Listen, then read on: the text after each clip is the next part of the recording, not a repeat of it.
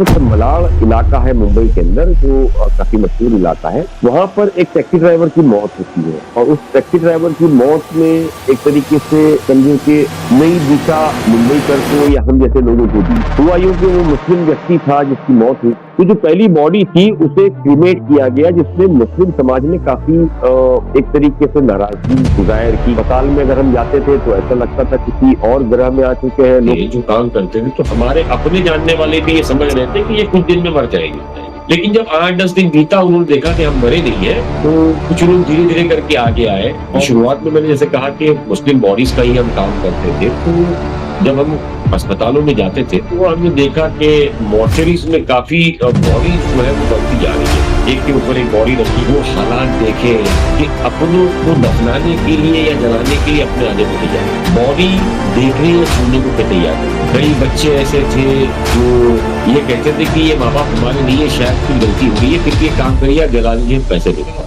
अपने रिश्तेदार सगे भाई बहन जो है अगर कुछ हो जाता था तो वो बॉडीज को हाथ लगाने को तैयार नहीं थे, कंधा देने को तैयार नहीं थे। एक उस वक्त हमारे पास एक किताब आई थी, द आईज ऑफ डार्कनेस, आपको आज भी अवेलेबल मिल जाएगी, अवेलेबल है वो जी अमेज़न वगैरह पे। वो किताब पब्लिश हुई है 81-82 में। उस किताब में साफ तौर पे लिखा है 2020 में क्या होगा, कहाँ से होगा, कैसे होगा, कितने साल तक होगा। ऐसा लगता था हमने कई जगह पर देखा कि अस्पताल के लोग वो जैसे एक बकरे को किस तरह आग में जलाने के लिए लटका के आपने देखा होगा, उस तरह वो बांध करके ला के फेंक कर जाते थे। ऐसा लगता था, मतलब वो सारी चीजें देख करके हमारा मतलब ऐसा इंसानियत से पूरा विश्वास उठना शुरू हो गया था कि ये क्या है। सोशल मीडिया के हम बहुत हीरो थे, जो लोग इस तरह काम करते देखते थे तो अपनी बिल्डिंगों से रास्ते से हमारे वीडियो निकाल के सोशल साइट पे डालते थे। लेकिन अगर किसी को ये पता लगता था कि हम उसकी सोसाइटी में किसी पेशेंट्स को या किसी बॉडी को लेने आए, तो उनको लगता था कि इससे बड़ा मनुष्य, इन लोगों से बड़ा मनुष्य कोई नहीं। खास करके कोविड के बाद हमने ऐसे ऐसे चेहरे देखे जो कोविड वॉरियर बन के सामने आने लगे। वो अपने घर के बाहर भी मेरे ख्याल से परछाई भी नहीं निकालते थे, वो कोविड वॉरियर अंदर घूम गए। अब तक इन 5 सालों में तकरीबन 7,500 के आसपास बॉडीज का हमारी टीम ने अंतिम संस्कार कराया है। पुलवामा हुए तकरीबन 6 साल हो गए, आज तक हम ये नहीं बता पाए कि वो आदमी कहाँ से आया था, अंदर कैसे आया, कैसे घूम रहा था। मेनस्ट्रीम मीडिया जो है वो ये चला रही है कि सारा पावर जो है आर्मी को इनको दे दिया गया है, वो तय करेंगे। मतलब जिस देश के अंदर हमको हमला कर रहे हैं तो वहां मैसेज दे रहे हैं कि हम कैसी तैयारी हम कर रहे हैं। ये राजनीति देश के लिए नुकसानदेह है। इस तरह के आतंकवादियों को, पाकिस्तानियों को बहुत कड़े से हमको मैसेज देना चाहिए, ताकि उनकी साथ पुश्ते वो याद रखे कि हमारे यहाँ आतंकी हमला कराना कितनी बड़ी भूल, लेकिन वो न करके हम सारी बातों के अंदर खेल रहे हैं।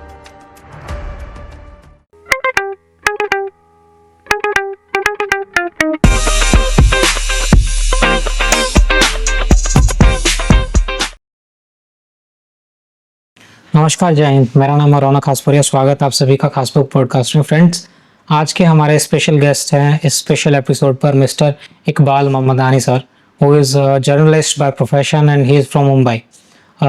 सर ने कोविड के अंदर जो अनक्लेम्ड डेड बॉडीज़ थी उनका लास्ट रिचुअल्स करे हैं इर्रिस्पेक्टिव ऑफ रिलीजन।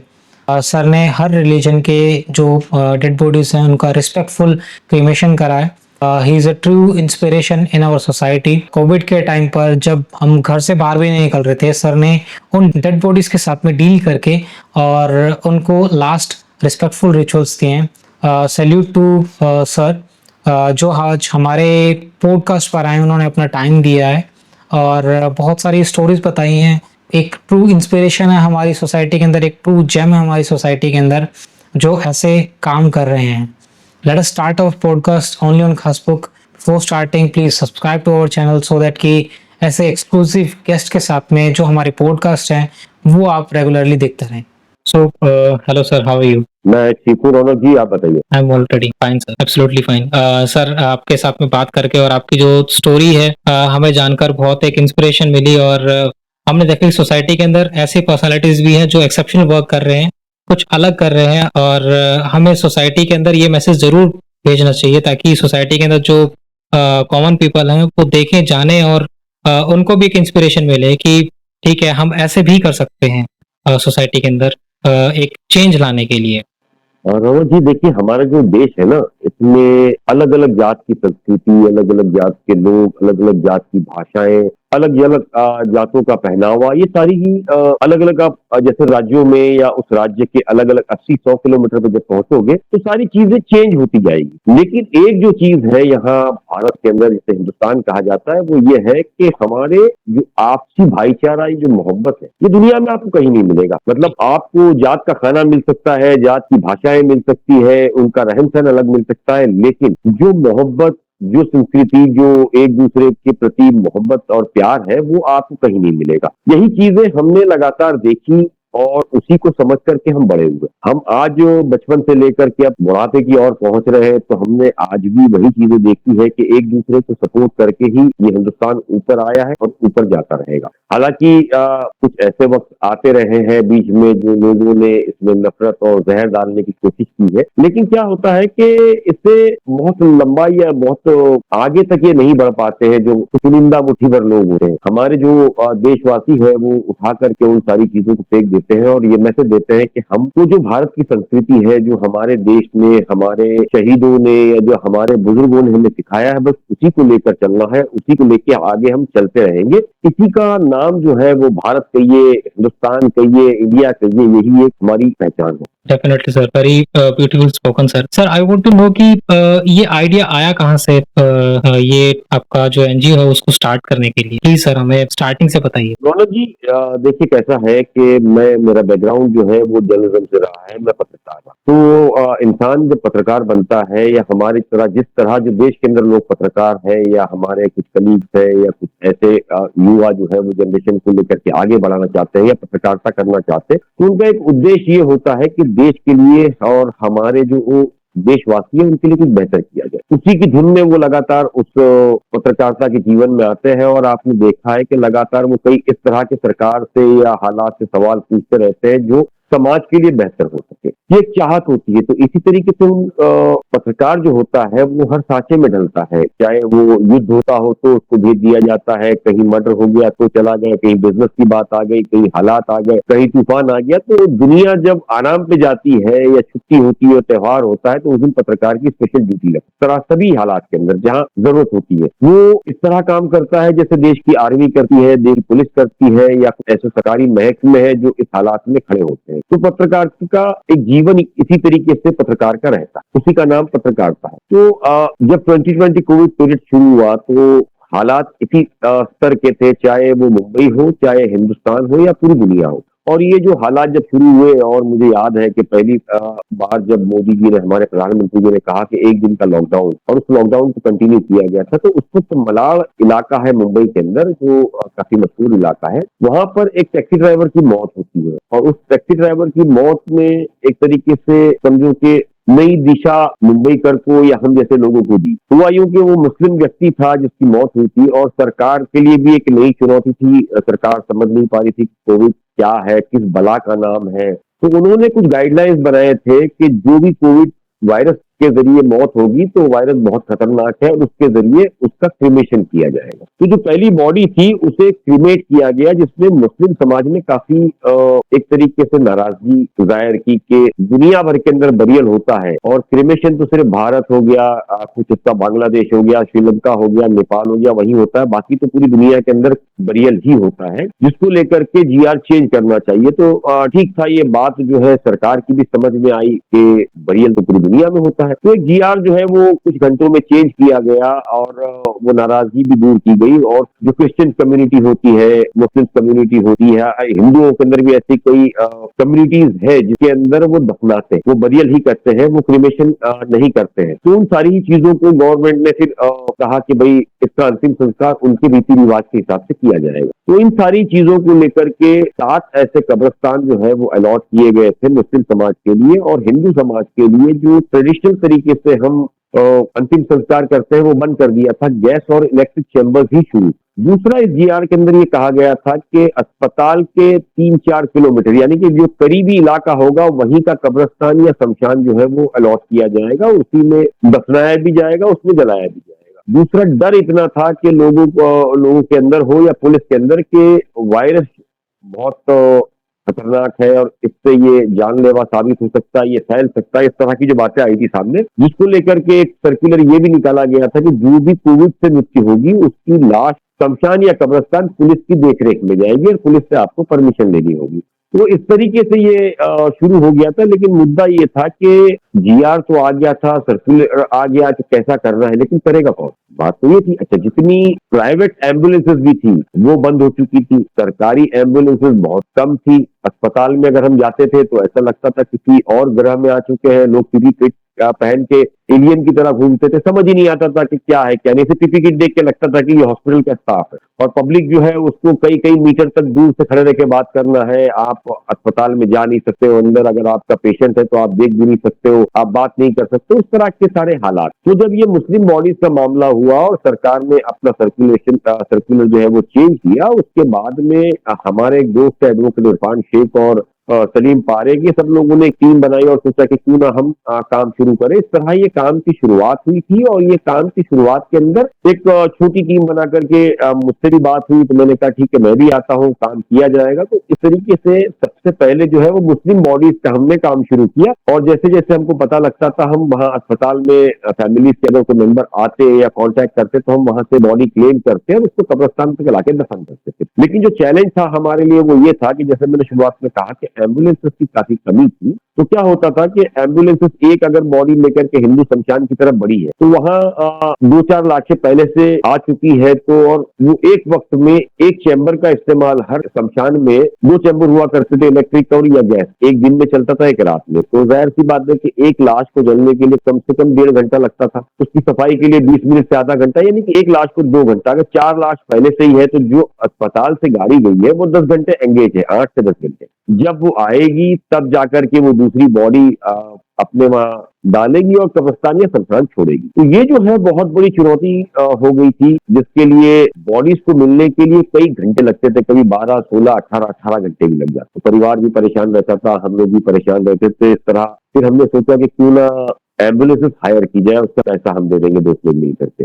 लेकिन जो प्राइवेट एम्बुलेंसेस से हमने बात की तो उन्होंने हमको देने से साफ इनकार कर दिया। उनका कहना था कि नहीं, कोविड के लिए हम हमारी एम्बुलेंसेस नहीं देंगे, क्योंकि आगे कभी ये वायरस हमारी भी जान ले सकता है, तो हमको पैसा नहीं मिलेगा, चलेगा, लेकिन हमारी जान सुरक्षित। तो ऐसे में हमने सोचा कि क्यों ना कुछ तरीका अपनाया जाए जिससे लोगों की खिदमत की जाए। तो जहन में आया कि कुछ ऐसे दोस्तों ने जो एम्बुलेंसेस शौकिया तौर पे खरीदी थी और मेंटेनेंस के कारण वो चला नहीं पाए, जिसको लेकर के वो जो एम्बुलेंसेस है वो सड़ रही। तो ऐसे कुछ कॉन्टैक्ट हमने निकाले, उनसे बातचीत की और उनको कहा कि भाई आपके पास तो वो कचरे की हालत में है, तो आपकी जगह भी खाली हो जाएगी और आप हमें दे दीजिए। तो उन्होंने भी सोचा कि ये तो बहुत अच्छी स्कीम है कि लोगों के काम भी आ जाएगा। वो एम्बुलेंसेस जो थी वो इस कंडीशन में थी कि किसी के टायर से लेके हर वो चीज खत्म हो। तो हमने फिर वो गाड़ी को टोइंग वैन मंगा करके अलग अलग जगह से डंप किया और डंप करवा करके मैकेनिकों से बात की और वो गाड़ी को हमने बनाना शुरू किया। वहाँ मुंबई पुलिस के अंदर हमारे एक मित्र थे उस वक्त, आजम पटेल, इंस्पेक्टर आजम पटेल, जो अब इस दुनिया में नहीं है, कोविड में उनका भी देहांत हो गया। तो आजम पटेल जो है वो, उनसे कांटेक्ट किया गया और मुंबई का कुर्ला इलाका है और कुर्ला के इलाके के अलावा चोर बाजार, इस तरह की जो इलाके हैं वहां पर हमने कांटेक्ट किया और वहां से जो एम्बुलेंस को सामान चाहिए था वो सामान हमने इकट्ठा किया, मैकेनिक्स को सारी चीजें दी। इस तरह हमने कुल 5 एम्बुलेंसेज जो है वो तैयार। 3 एम्बुलेंसेज जो है वो हमने रनिंग कंडीशन में थी। एक तो मिल्लत नगर इलाका है मुंबई के अंदर, वहां जो मिल्लत नगर के पास एक एम्बुलेंस थी, उन्होंने हमें दिया एज ए डोनेशन कि भाई आप इसको इस्तेमाल करिए जब तक आपको जरूरत है। वर्ली इलाके की एक शाखा है एक पॉलिटिकल पार्टी की, वहां एक मैडम के जरिए हमको, उनसे हमारा संपर्क हुआ, उन्होंने हमारी मदद की। और एक बकर कसाई जमान बोलकर के बांद्रा में है, उनके लोगों ने हमें सपोर्ट किया। इस तरह की 8 एम्बुलेंसेस हमने पूरे मुंबई के अंदर जो है वो बनाई और उसको लोगों की सर्विस के लिए शुरू किया, जिसके अंदर बॉडीज के लिए और पेशेंट्स के लिए इस तरह के एम्बुलेंसेस को डिवाइड करके हमने काम शुरू किया कि कब जिसकी जो जरूरत पड़ती थी उस तरह पेशेंट्स को भी हम अस्पताल या सेंटर्स तक भेजते थे। बॉडीज जो आती थी उसे हम लेकर अस्पतालों से शमशान तक या कब्रिस्तान तक जाते थे। तो इस तरह ये काम शुरू किया। शुरुआत में रौनक जी हमारी ये कंडीशन थी, मैं आपको बता दूं कि हम जो चुनिंदा कुछ दोस्त थे जो काम करते थे, तो हमारे अपने जानने वाले भी ये समझ रहे थे कि ये कुछ दिन में मर जाएंगे। बिल्कुल। दिन के अंदर ये वायरस इतना खतरनाक है, मर जाएंगे। लेकिन जब 8-10 दिन बीता, उन्होंने देखा कि हम मरे नहीं है, तो कुछ लोग धीरे धीरे करके आगे आए और उन्होंने ऐसा देखा कि भाई कुछ हुआ तुम लोग? हमने कहा नहीं नहीं, अच्छा मतलब ठीक है, तो थोड़ा हाथ लगाओ। भाई लगा ले। तो वो फिर डर के मारे हैंड ग्लव्स, ये पीपी किट पहन करके थोड़ी थोड़ी मदद की। लेकिन जब एक बार अंदर वो आना शुरू हुए तो कुछ दिनों में उनको भी एहसास हुआ कि ऐसा कुछ नहीं है। उसके बाद एक बहुत बड़ी टीम, मैं आपको बताऊं कि इस काम में जुड़ गई, जिसके अंदर मुंबई के अंदर चर्च गेट से लेकर पालघर तक वो टीम काम कर रही थी। छत्रपति शिवाजी टर्मिनस से लेकर के कल्याण, डोंबिवली, नवी मुंबई और तनुजा, ये इलाके तक जो टीम है वो फैल गई। उसके अंदर सारे ही मुस्लिम लड़के जो है वो धीरे धीरे करके आगे आना शुरू हुए। तकरीबन 200 लड़कों की ये टीम थी, जो एक आप समझ लीजिए कि ग्रुप वाइज हमने डिवाइड करके एक कैप्टन के हाथ में उसे दे दिया था। जहां जहां जरूरत पड़ती वो कॉल करते, वहां एम्बुलेंसेस जाती, वो बॉडीज वो क्लेम करते और वो बॉडीज को जो है हम कब्रिस्तान या शमशान तक पहुंचाते थे। क्या हुआ कि शुरुआत में मैंने जैसे कहा कि मुस्लिम बॉडीज का ही हम काम करते थे, तो जब हम अस्पतालों में जाते थे तो हमने देखा कि मॉर्चरीज में काफी बॉडीज जो है वो बढ़ती जा रही है। एक के ऊपर एक बॉडी रखी है, क्योंकि मॉर्चरीज की भी एक लिमिट होती है। अब अगर क्लेम करने कोई नहीं आए तो ऐसा तो नहीं हो सकता है कि बॉडी और बाहर रखी जाए, तो वो बेचारे एक के ऊपर एक रखते थे। तब हमने पूछा कि सर ये जो बॉडीज है बहुत ज्यादा डेथ हो रही है क्या? तो उन्होंने कहा डेथ से ज्यादा मसला ये है कि कोई क्लेम करने नहीं आ रहा है। मुस्लिम बॉडीज तो आप ले जाते हो, लेकिन हिंदू बॉडीज जो है वो कोई क्लेम करने नहीं आ रहा। तो हमने पूछा सर कारण का, सबके अंदर एक डर है। और जेन्युइनली इसमें कोई शक नहीं है कि हम मुस्लिम्स की भी बात करें या हिंदू की, हर कम्युनिटी में एक डर, एक भय था। हमारे पास उनके अपने लोग भी जो है सामने नहीं आते थे, और अगर आते भी थे तो कई मीटर दूर से हमको ये कहा जाता था कि आपको पैसा जो चाहिए ले लो, उनको दफना दो। यानी कि डर, मुस्लिम हो हिंदू हो जो भी हो, हर किसी में एक डर। तो हमने उनसे फिर बातचीत की कि सर क्या ऐसा पॉसिबल है कि हम इसका अंतिम संस्कार करें? तो उन्होंने कहा सीरियसली करोगे क्या? तो हमने कहा करेंगे, लेकिन एक शर्त पर, इसमें कोई विवाद या राजनीति नहीं आनी चाहिए। तो उन्होंने कहा ठीक है आप रुकिए। फिर एक अस्पताल के डीन को बुलाया गया, उन्होंने सारी चीजें समझी। उन्होंने हमसे वादा किया कि मैं आपको प्रॉमिस करता हूं, अगर ऐसा कुछ भी हुआ मैं बोलूंगा कि मैंने आपको आदेश दिए थे और मैं अपनी नौकरी दांव पे लगा लूंगा, चिंता मत करिए। फिर पुलिस के अधिकारियों से हमारी बातचीत हुई। इस तरह जो है हिंदू बॉडीज का भी हमने काम शुरू किया। पुलिस का बहुत बड़ा सहयोग उस वक्त हमको मिलना शुरू हो गया। आप हॉस्पिटल्स के अंदर मैं अगर आपको बात करूं तो डॉक्टर्स का, इन सब का सपोर्ट के साथ ये काम शुरू हुई। मुझे आज भी याद है कि जब हम हिंदू बॉडी शमशान लेके गए थे, कुछ दिन पहले ही हिंदू मुस्लिम बॉडीज का विवाद हुआ था जो लोगों के जहन में था। तो शमशान के लोगों ने कहा कि सर आप गलती से बॉडी लेके आए हैं, अभी सर्कुलर चेंज हो गया है, आप मुस्लिम में ले जाइए। तो हमने उनको समझाया भाई ये मुस्लिम बॉडी नहीं है, ये हिंदू बॉडी है। अभी आप बताइए इसका अंतिम संस्कार कैसे किया जाएगा? हमको तो उसके बारे में कोई जानकारी थी नहीं। मुस्लिम बॉडीज का हमने किया था या बचपन से हम उस समाज से जुड़े हैं तो हमको पता था। तो उन बेचारों ने बहुत सी चीजें हमको बताई कि कैसा करना चाहिए, क्या करना चाहिए। फिर चूंकि मैंने कहा कि मैं जर्नलिस्ट रहा हूं, तो कैसे पंडित जानते थे, उनसे हमने कॉन्टेक्ट किया। उनको फिर वीडियो कॉन्फ्रेंसिंग के जरिए सारी चीजें दिखाई। तो उन्होंने कहा पैर ऐसा होना चाहिए, ये होना चाहिए।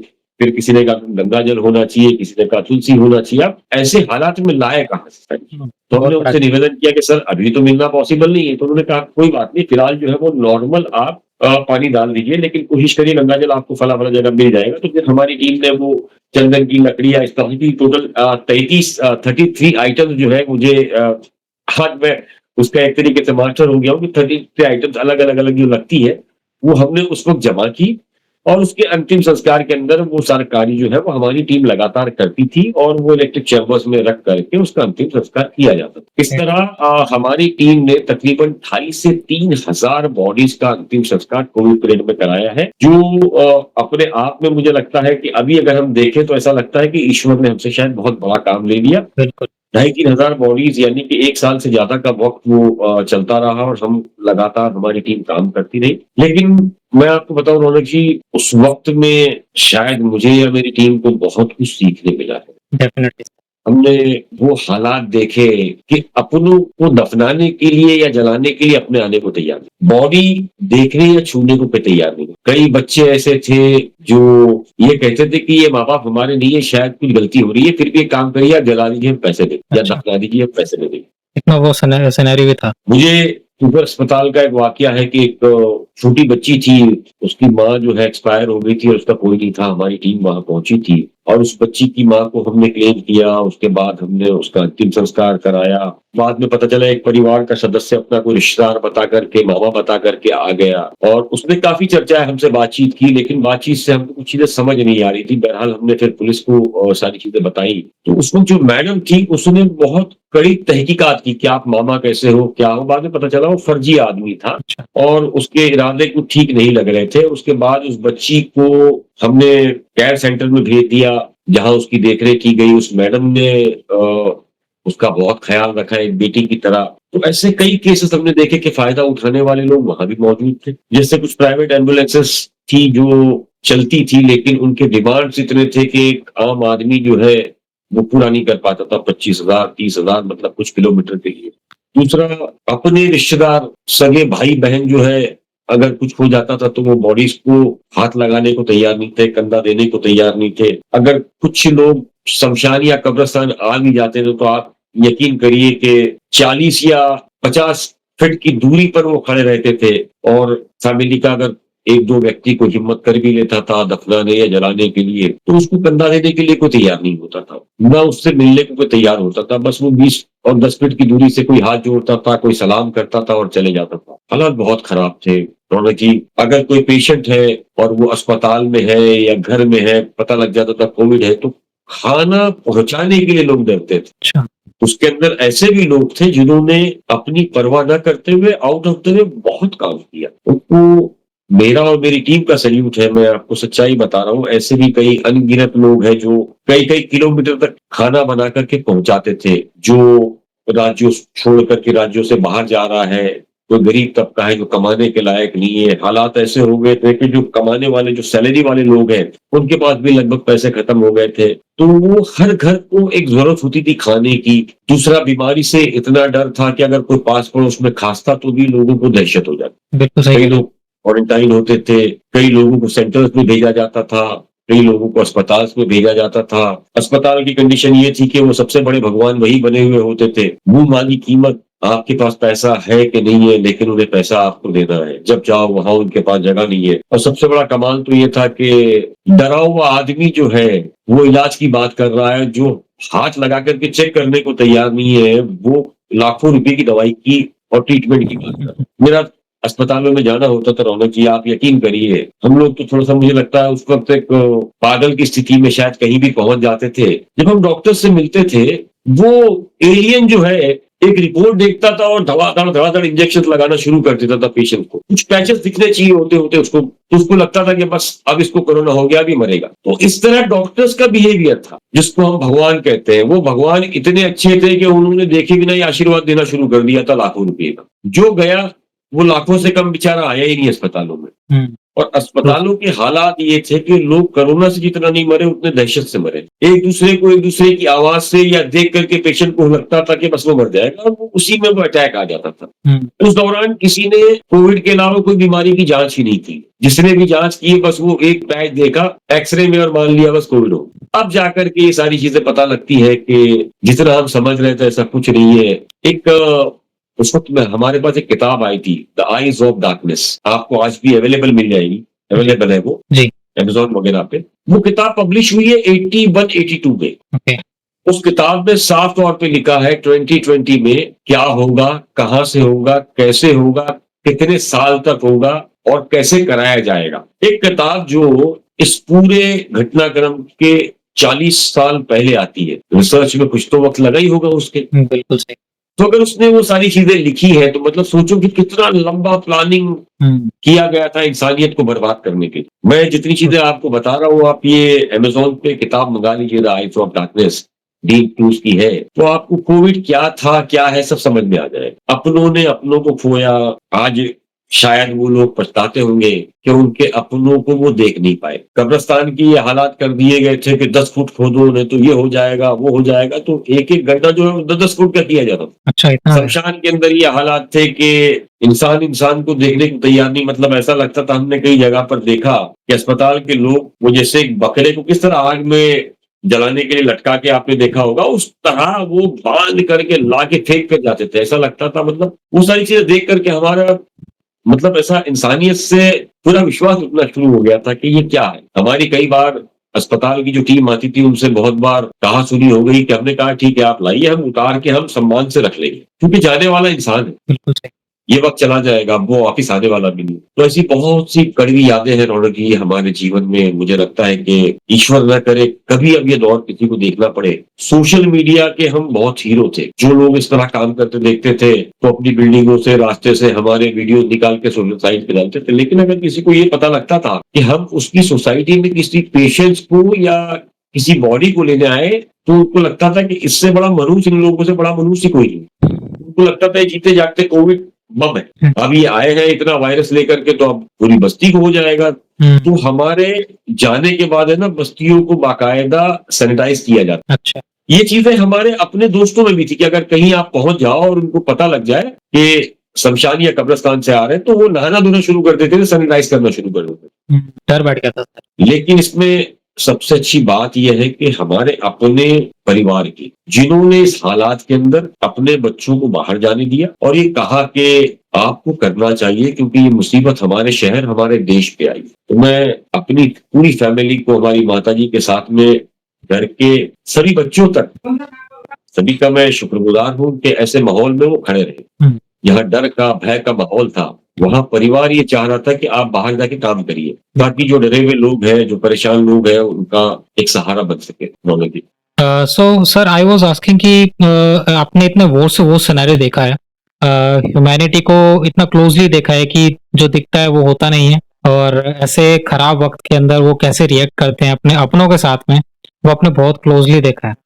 सो आपने खुद को मोटिवेटेड कैसे रखा और आपने खुद को इंस्पायरिंग कैसे रखा कि ठीक है मैं कल भी ये लोगों की हेल्प करने जाऊंगा, इररिस्पेक्टिव कि उनके रिलेटिव्स, उनके क्लोज वंस, उनके जिनके पेरेंट्स हैं वो उनको नहीं संभाल रहे हैं, तो मैं ऐसे वक्त में उनके साथ में जाऊंगा। तो वो क्या एक सिचुएशन थी सर, वो क्या आपके दिमाग में था, एक मोटिवेशन था कि नेक्स्ट डे मैं सिर्फ फिर से जाके हेल्प करूंगा, मैं फिर से जाके एक सच जाने की कोशिश करूंगा, और इररिस्पेक्टिव कि मेरे फंडिंग कितना लग रहा है, but I will go and help, ये मेरा मोटिव है एक। Please sir.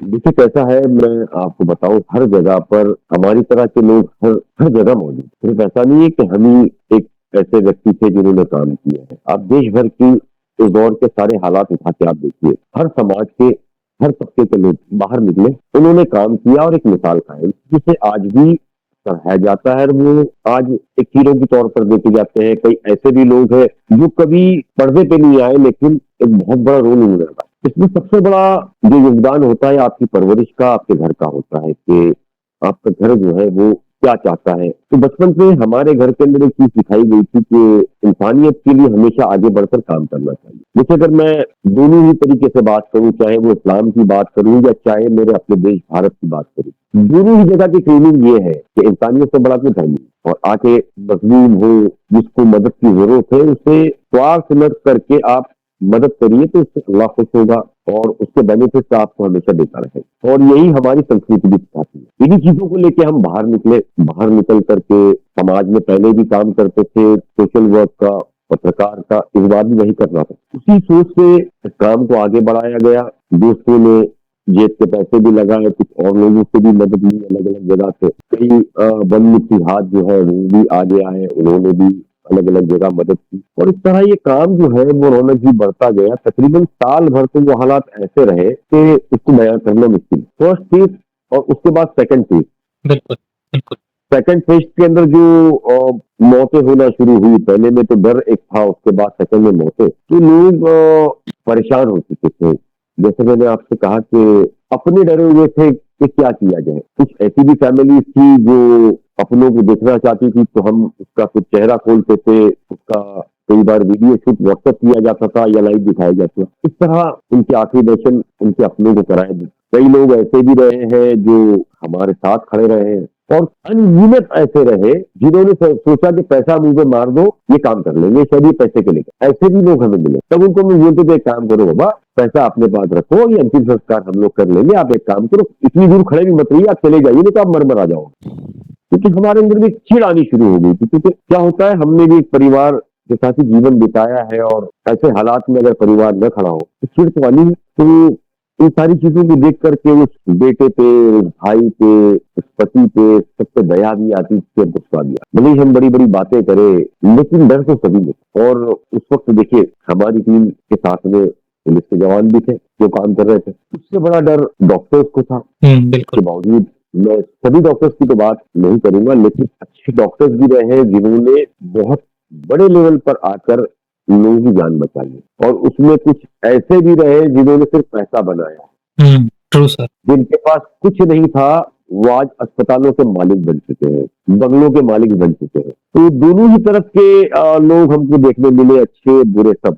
तो इन सारी चीजों को देख के रौनक जी अच्छा भी लगता है और कुछ कभी कभी नाराजगी भी होती है। और खास करके कोविड के बाद हमने ऐसे ऐसे चेहरे देखे जो कोविड वॉरियर बन के सामने आने लगे। वो अपने घर के बाहर भी मेरे ख्याल से परछाई भी नहीं निकालते थे, वो कोविड वॉरियर बनकर घूम रहे थे। तो अनुभव अच्छा रहा कुल मिला करके। ठीक है, देखिए ईश्वर को जो काम लेना था वो उसने ले लिया, जो इतिहास बनना था बन गया। और आज भी उसी तरीके के काम को लेकर के हमारी टीम जो है वो लगातार काम करती है। सॉरी, हम आज भी ओवरऑल मुंबई में जो लावारिस लाशें होती है, जिसे अनक्लेम अननोन बॉडीज बोलते हैं, उसका अंतिम संस्कार हम अभी भी कराते हैं। वो हर महीने हमारे पास 100 to 125 यानी 100 से 125 बॉडीज जो है वो मुंबई पुलिस द्वारा हमारे पास आती है, जिसका पूरी धार्मिक रीति रिवाज के हिसाब से हम उसका अंतिम संस्कार करवाते हैं। और आप अगर वो बॉडीज को देखोगे तो आप बगल में खड़े भी नहीं रह सकते हो। इसकी वजह क्या है कि पुलिस को जब इस तरह की बॉडीज मिलती है तो प्रोसीजर 7 या 10 दिन का होता है कि उसका अंतिम संस्कार कराया जाए, लेकिन पुलिस आखिरी वक्त तक ये कोशिश करती है कि उनके परिजन मिल जाए, ये बॉडी हम उनको दे ताकि वो अपने रीति रिवाज के हिसाब से अंतिम संस्कार कराए। तो 1 महीना 2 महीना कई बार उससे ज्यादा वक्त भी जो है उस बॉडी को लग जाता है काम में। जब ये समझ आती है कि अब परिवार नहीं मिलेगा कोई, तब जाके हम और मुंबई पुलिस एक परिवार की तरह उन बॉडीज का अंतिम संस्कार उनके धार्मिक रीति रिवाज के हिसाब से पूरी तरीके से कराते हैं। इसके लिए हमारे पास 12 लड़कों की टीम एम्बुलेंस के साथ, जो दिन रात जब भी इस तरह के कॉल्स आते हैं वो शमशान या कब्रिस्तान तक पहुंचाती है पुलिस के साथ मिल करके। और हमारा कार्य, मैंने बताया कि मुस्लिम अगर बॉडी है तो हम कब्रिस्तान ले जाते हैं, तो मुस्लिम के अंदर जब बॉडी पहुंचती है तो उसका पहले गुस्ल होता है, फिर कफन दफन होता है, फिर उसकी नमाज होती है, फिर उसके बाद वो दफन होता है। और अगर हिंदुओं के अंदर मैं बात करूं तो हमारी टीम जो है वो मुस्लिम लड़कों की टीम है जो कब्रिस्तान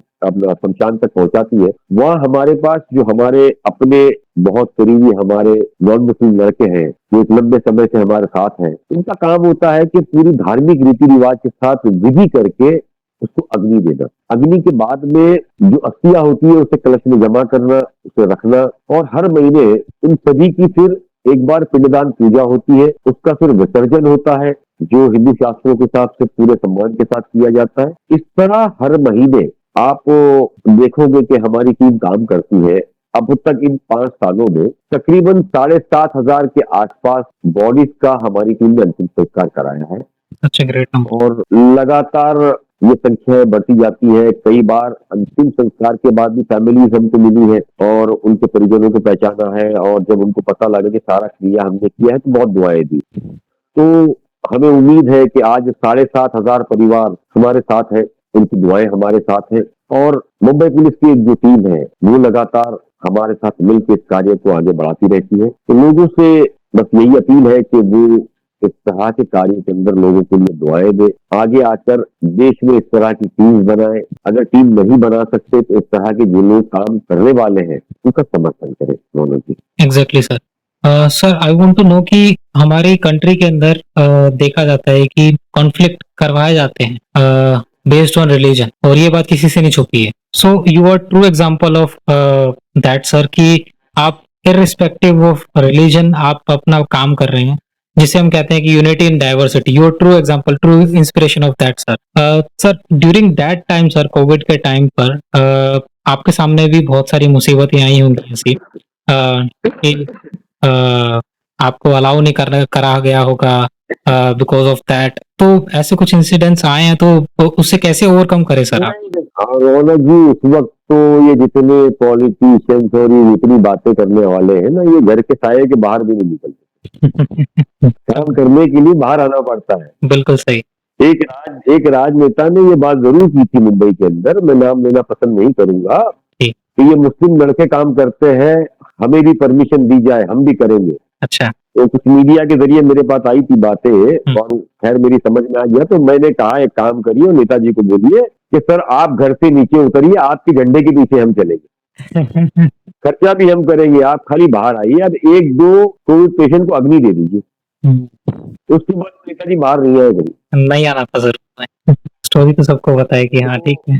बोलना अलग था और करना अलग था। सर वो छोड़िए ना, मैं तो आज भी बोलता हूँ कि जिस बॉडी का हम अंतिम संस्कार करते हैं ना, सर उसी को उठा करके गाड़ी में रखिए और एम्बुलेंस चला करके सर शमशान तक तो लेके आइए बदबू में, आपको पता लग जाएगा क्या होता है काम। देखिए जिसके पास जो होगा वही दे सकता है। बिल्कुल सही। रौनक जी, हमारे संस्कार, हमारी संस्कृति ने हमको जीना सिखाया है हमारे अपनों के लिए, और उसमें ये देखने की कभी पहचान हमको नहीं की कि कौन है क्या है। हमारा काम है कि हम क्या बेहतर दे सकते हैं, क्योंकि हमारा अपना देश है, हमारा अपना शहर है, और ये हमारे अपने लोग हैं। बिल्कुल। हम क्या बेहतर कर सकते हैं इनके लिए और इनके साथ, ये हमारा उद्देश्य है। तो कौन क्या राजनीति करता है, कौन किधर क्या चीजें ले जाना चाहता है, उससे हमारा कोई न इंटरेस्ट है, न उस राजनीति से हमारी कोई दिलचस्पी है। हम उनसे भी कहते हैं कि हमारा जो कार्य है ना, उसको राजनीति में न लाइए, ये ह्यूमनिटी से रिलेटेड जो काम है उसको चलने दीजिए। अगर आप हिंदू मुसलमान करोगे तो जाने वाला जो शमशान या कब्रिस्तान पहुंच रहा है ना, उसको एक तो बहुत समय लग जाएगा, दूसरा जो हमारे चार कंधों पे जाता है ना, उसमें से आज तक किसी ने भी ये नहीं पूछा कि लेने वाला जो लेने आया है वो हिंदू है या मुसलमान। उसने तो हमेशा मुझे लगता है कि धन्यवाद ही दिया होगा, कम से कम सही मंजिल तक हमको पहुंचा दी। देखा जिस दुनिया में वो गया है वहां से ना पलट के हमको किसी ने आज तक मैसेज भेजा है कि वहां क्या है कैसे है, 7 जीवन है, एक जीवन है, या कुछ नहीं है, आप समझिए। तो मुझे लगता है कि इन सारी चीजों में प्लीज राजनीति न लाइए। जो राजनेता है उनसे भी निवेदन है कि इस तरह के काम में आप सभी मिलकर हमको सहयोग दीजिए, चाहे किसी भी मजहब का, किसी भी धर्म का है, वो अपने ईश्वर से मिलने जा रहा है। बिल्कुल। अगर आप पहुंचाए, हम पहुंचाए, या हम साथ मिलकर के पहुंचाए, आपको लगता है कि हमारे साथ जुड़ना है, प्लीज आइए, यू आर मोस्ट वेलकम। आप अग्नि दीजिए, आप पिंडदान पूजा करिए, हम मना नहीं कर रहे हैं, लेकिन कृपया इसे राजनीति का अड्डा न बनाइए। देखिए क्या होता है, इसके अलावा मुंबई का एक इलाका है ग्रैंड रोड जी।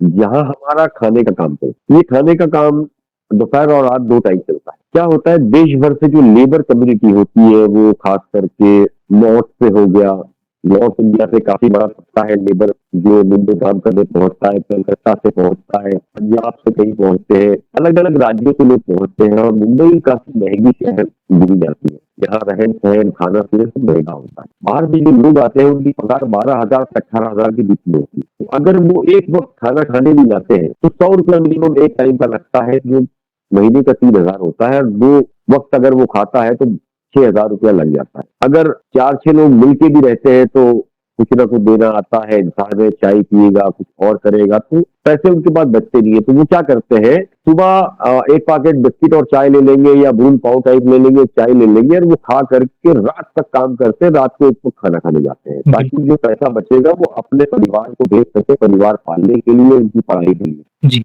तो इस तरह की जब चीजें सामने आई तो हमारी टीम ने खाने का काम शुरू किया।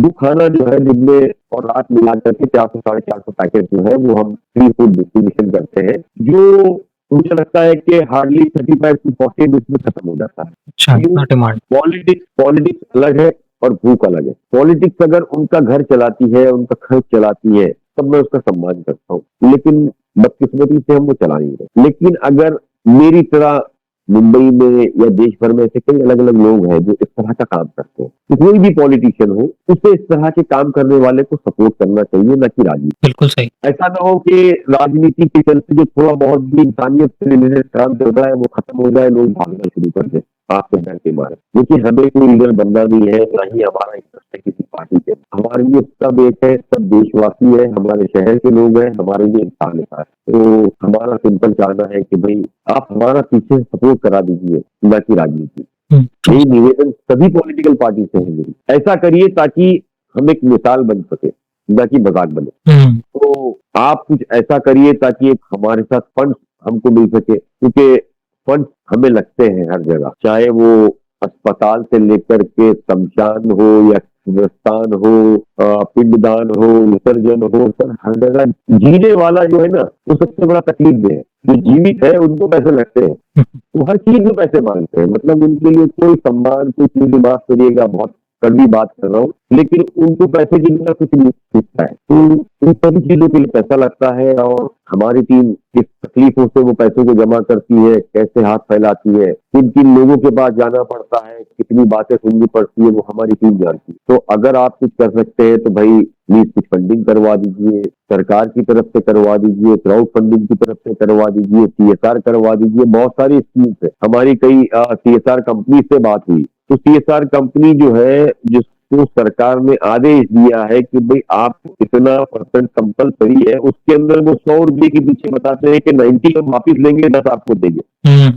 बिल्कुल। तो हम उनको कहते हैं कि सर एक काम करिए, 10 भी आप रख लीजिए ताकि आप स्वस्थ रहे। तो देश को और सोशल वर्क को जो है रौनक जी एक मजाक बना के करते नहीं है, न करने देते हैं। तो थोड़ा सा ये हमको चेंज करना पड़ेगा रवैया, नहीं तो हमारे जो संस्कार है, हमारे भारत के जो संस्कृति है, वो लगभग सब खत्म होती जाएगी। बिल्कुल। Sir I want to know कि जब आपने स्टार्ट करा था राइट फ्रॉम कोविड, तो मैं वहां से जानना चाहता हूँ कि आपने फंडिंग कैसे अरेंज करा, क्योंकि सबसे बड़ा चैलेंज यही है सर कि फंड का। और उस टाइम पे फंड सभी की जॉब वर्क फ्रॉम होम हो गया था और जो सैलरीज थी वो वैसे भी कट हो गई थी, किसी 50%, किसी की 80%, 70%। सो हम अपना पूरा कंट्रीब्यूशन भी नहीं दे पा रहे थे। उस टाइम पर भी आपने उनको पूरे रिस्पेक्ट के साथ में लास्ट रिचुअल्स करे हैं, आपने एम्बुलेंसेस अरेंज करे हैं, आपने ना सिर्फ एम्बुलेंस अरेंज करी है, उनको जो मशीनरीज हैं उनको प्रॉपर मेंटेन भी करा है, और आज भी आप उनको फूड प्रोवाइड कर रहे हैं जो जरूरतमंद है। तो राइट फ्रॉम देयर आज तक सर आप फंड कैसे अरेंज करते आ रहे हैं सर? सबसे बड़ा चैलेंज यही है। सर देख सर, जब कोविड शुरू हुआ था उस वक्त हमारी फंडिंग इतनी नहीं थी, कुछ ऐसी संस्थाएं जो थी वो आगे आई थी और उन्होंने फंडिंग कुछ अपने अपने हिसाब से किया, क्योंकि हमारी ताकत नहीं थी। सच्चाई ये है कि हम इतना बड़ा फंड अरेंज कर लेंगे, लेकिन लोग ये चाह रहे थे अगर कोई आएगा तो हम मदद करेंगे। तो बॉम्बे की ऐसी कुछ मस्जिदें थी जिन्होंने पैसा जमा करके उस वक्त हमारे पीछे लगाया था और वो पूरा काम उस वक्त चला। अभी हाल फिलहाल की कोविड के बाद की अगर मैं बात करूँ सर, तो हर महीने जो खर्च होता है वो हम कुछ दोस्तों से लेते हैं, दोस्तों के अलावा कुछ जानने वालों के वहाँ मदद मांगते हैं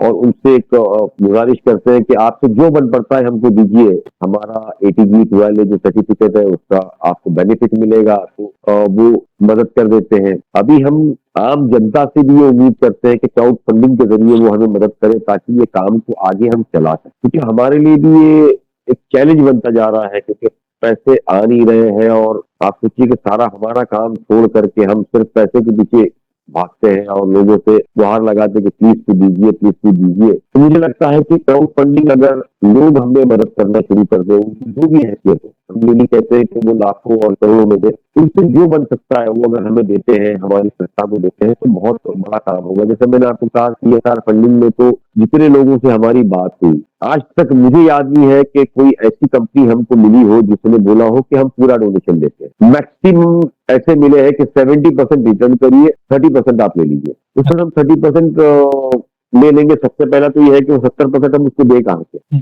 तो 70% हम दे देंगे तो हम ये 30% को 100% बनाएंगे कैसा, क्या दिखाए हम?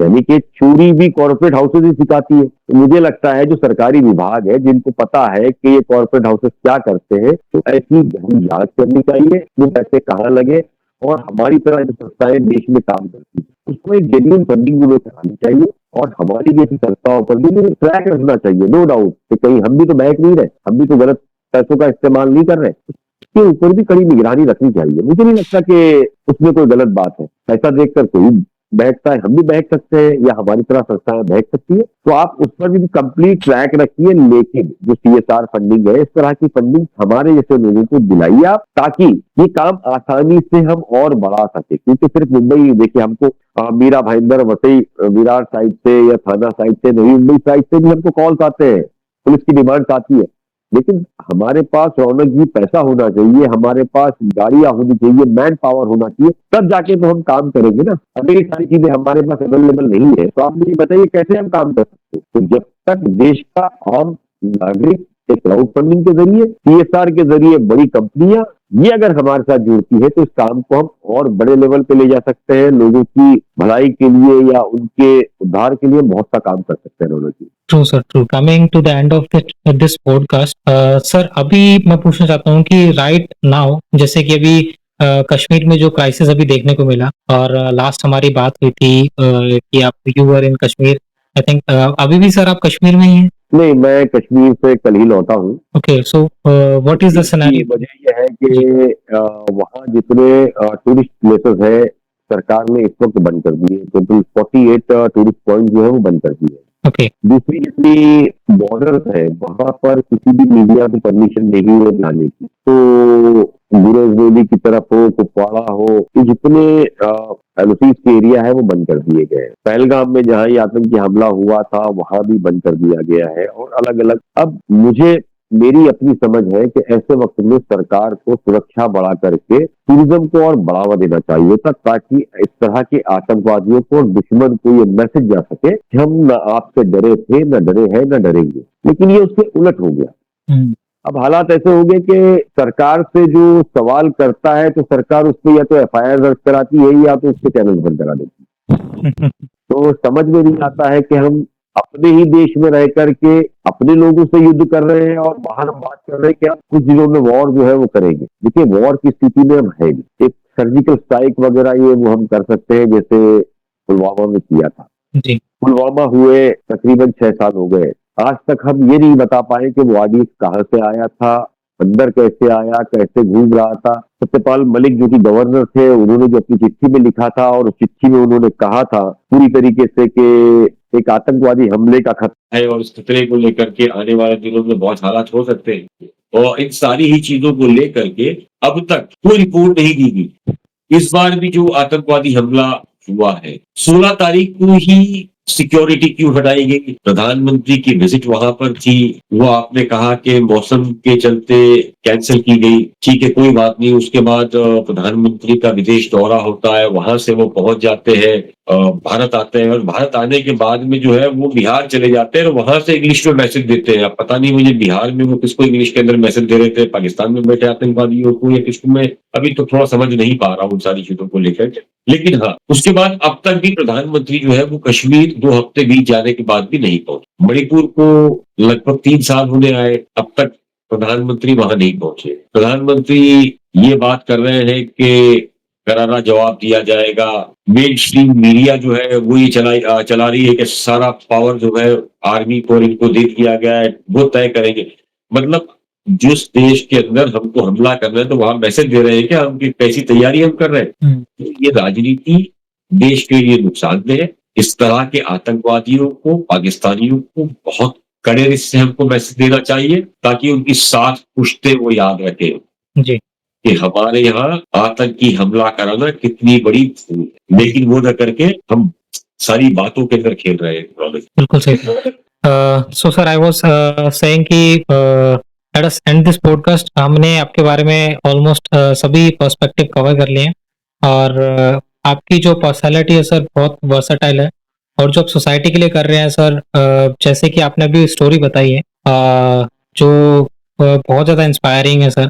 मैं अभी भी उस टाइम को याद कर रहा हूँ जो आपने बताया है कि किस तरह से आपने काम करा होगा। एक इमेज सर, एक पिक्चर चल रही है मेरे दिमाग में कि आपने किस हालत में आप गए होंगे, जबकि गवर्नमेंट ने बाहर निकलना तक बैन कर दिया था और आप उन बॉडीज के पास में गए हैं और उनका क्रीमेशन करा है।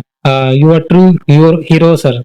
आप एक रियल जेम है सर सोसाइटी के लिए। Thank you so much sir हमारे पॉडकास्ट पर आने के लिए। Thank you so much sir. Thank you so much. Thank you.